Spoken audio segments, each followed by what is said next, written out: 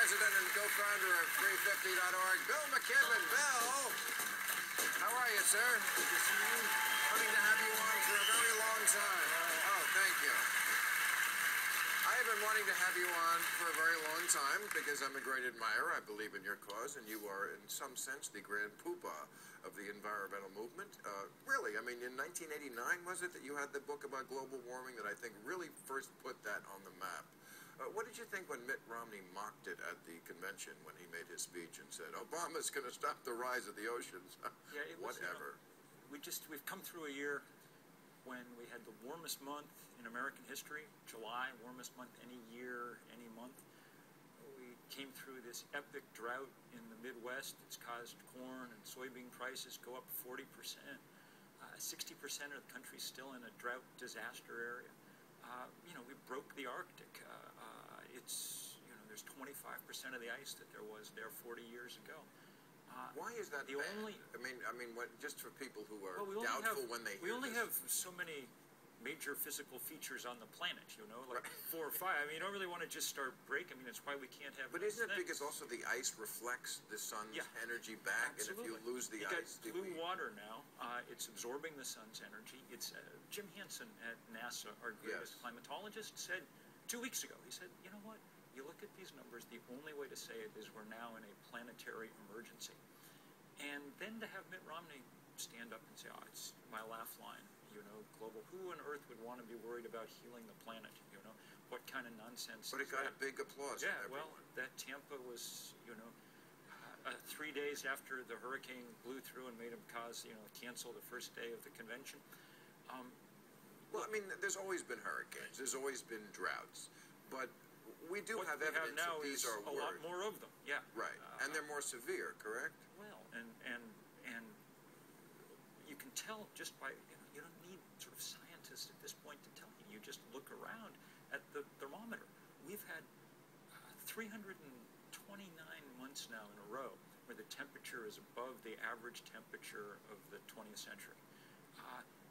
The numbers of Americans who are worried about climate change have spiked considerably in the last 2 years, partly because 80% of counties in this country have had some kind of federally declared disaster. I mean, you just look outside the door and you get some sense of what's going on. And what would you say to people who would offer the argument that, well, there's been different planetary changes in the past. Greenland used to be green. I hear that all the time. That's one of the big ones on Fox. Well, this is what we thought, in the 1980s, is what we were worried why when I first wrote this book, the thing that scientists were still figuring out. But scientists figured it out. That's why we have scientists, And oh, wow. You're going to start with science and facts, Bill. And I know there's a debate on the right. Some of them say that global warming is a complete hoax, and some say it's too late to do anything. That's right. Earlier this summer, the CEO of Exxon gave a talk, and he said, you know what, forget what we've been saying for a while. In fact, global warming's real.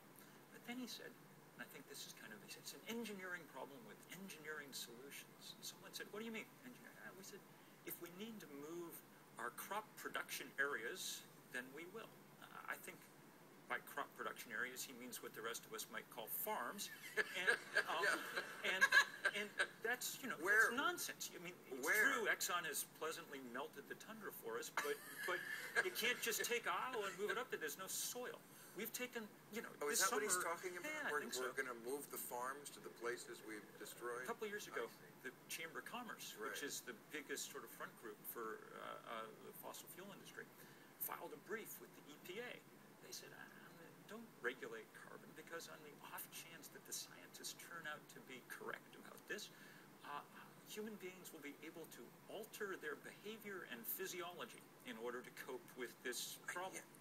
I mean, the level of denial, which I guess is what you would expect from an industry that makes more money than any industry. There is denial, for sure, but that's a little different, Bill, and I find that even more frightening. That's not denial. That's the idea of we will adapt. You know what? So what? We kill all the fish in the ocean. We'll eat the cockroaches and the things at the bottom of the sea that can survive anything, and they'll find a way to make them into some sort of protein. So we're going to have to adapt to some stuff already, right? Right. We have to adapt to that which we can't prevent, but we've got to prevent that which we can't adapt to. I read something you wrote, and I thought it was so interesting, and I want to turn this back to our two conservatives as well. You said, we environmentalists, we are the conservatives, because we want to live in a world that looks like the world we grew up in. Another way of saying it is, nobody ever figured out something more radical to do than alter the chemical composition of the atmosphere. I mean, if you were writing the new Bond film, you know, and the villain was like, give me $1 trillion, I'm going to alter the chemical composition of the atmosphere, they'd be like, no, let's just go back to nuclear weapons. I mean, that's too weird, you know?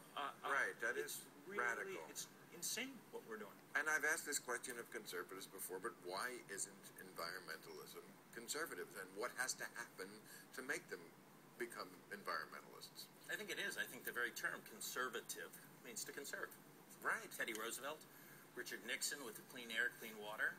Yeah, Nixon, Teddy Roosevelt used to blow the brains out of a lot of bears. I mean, let's be honest. Public lands, the largest acquisition of public lands under Roosevelt. Right, but he So did love to. credit. He did love to fucking kill animals. At least he brought us a meal of cockroaches and protein powder. I will never like Teddy Roosevelt for that reason. Obviously. Can I offer you an alternative definition then from conservative? And that it's that whatever action you take through collectivism and force, that you just be prudent about it. And this debate is always pitted with the hoaxers and the deniers against the alarmists, right? But Bill, if I grant you all your premises, right? The climate's changing. I hope it is. It's constantly changing. That man is causing that. And you offer me your solutions. What happens often is the cure is worse than the disease. Matt Ridley talks about this. He says it's like suggesting we try a tourniquet around our neck because we have a nosebleed. You can't tell me that 100 years from now it is going to be massively worse just because it's changing. You know, the team of agronomists at Stanford... You always assumed that now is optimal. Why is now optimal? The team of agronomists at Stanford and the University of Washington said, from this point in, each degree increase in global average temperature should cut grain yield on this planet 10%. We saw how that could happen this summer in the Midwest. The scientists tell us we're going to raise the temperature unless we get off coal, oil, and gas very quickly. They're going to raise it 4 or 5 degrees. Try to imagine an Earth with 40% less calories on it. But it won't be that way, and that's the problem with environmental activists. You always assume an extrapolation from the present. You think what is now will continue into the future. What else do we have? Malthus thought we were going to run out of food in 1700. We didn't. He didn't project the fact that we developed fertilizer.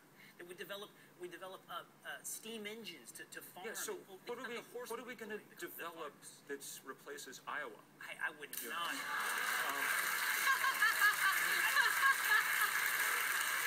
I have humility. I don't know. I would suggest that you don't know what it's going to be like 100 years from now either. Would you? Would you argue then that since neither of you knows, that it might be worth looking into protecting ourselves just in case we lose Iowa? Look into it away. What I just have some conservatism about is that massive collective action, that force. I never understand why people with kids feel that way. I mean, they're going to be on the cleanup committee. I mean, you can stick your head in the sand all you want, but, you know, I mean, I've had my fun with the Earth. Well, and the good news is... I don't understand. I just don't understand why young people... The good news, people are starting... I mean, there really is a movement building. We started 350.org 4 years ago with myself and 7 college students, and it now works every place around the world except North Korea. We're active everywhere. We just announced this roadshow out across the country to sort of really try and take it at the fossil fuel industry, and we're busy now looking for bigger venues in every city because people are just lining up to try and get involved in this fight.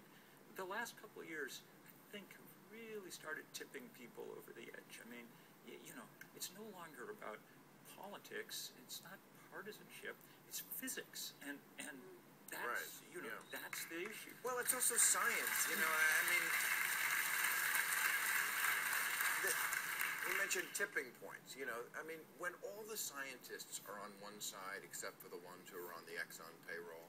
You kind of, I mean, I go with them. I go with their expertise. Not everyone believed in evolution when Darwin first proposed that theory, but over time, we got to a point where they all said, you know what, this is the settled science now. We have to move on to the next idea. Does it bother you that we are the only country that has a conservative party that calls it a hoax? Other countries have conservative parties. They don't question whether global warming is real and we have to deal with it. We are the only country that does that. Do you think that that's because we have a special kind of conservative party? I think... Mark? You're on, Will. I think think that, yes, I don't think the science is settled. I think that you can find plenty of scientists who would suggest this is not settled scientists. Okay. But I would also suggest it does bother me that you push me into the corner of hoaxism, because I'm not the one who sat at this table and said it is. I said that you should be conservative about projecting 100 years out Let's think and about what you that. choose for your remedies. Let's think about that. If the Republicans win the Senate, the guy who's going to run the Energy Committee, Jim Inhofe of Oklahoma, Oh, yeah. published a book this year saying it's the greatest hoax there ever is. I mean, I think it's pretty clear, you know, what side much the Republican Party's But see, taking when on you this. take one guy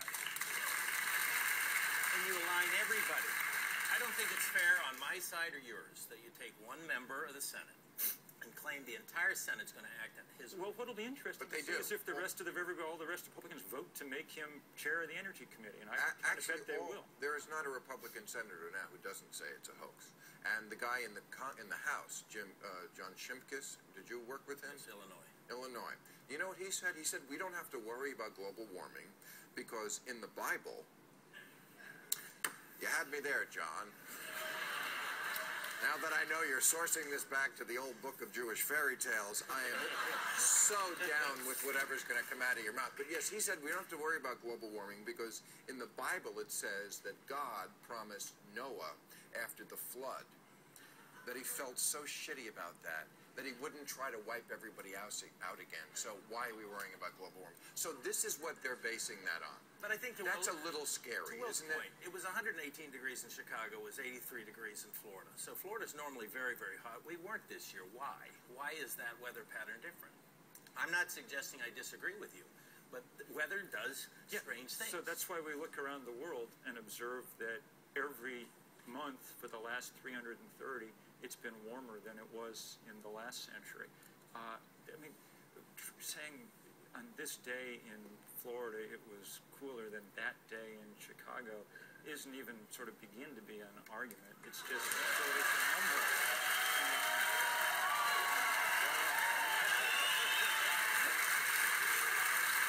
A smackdown!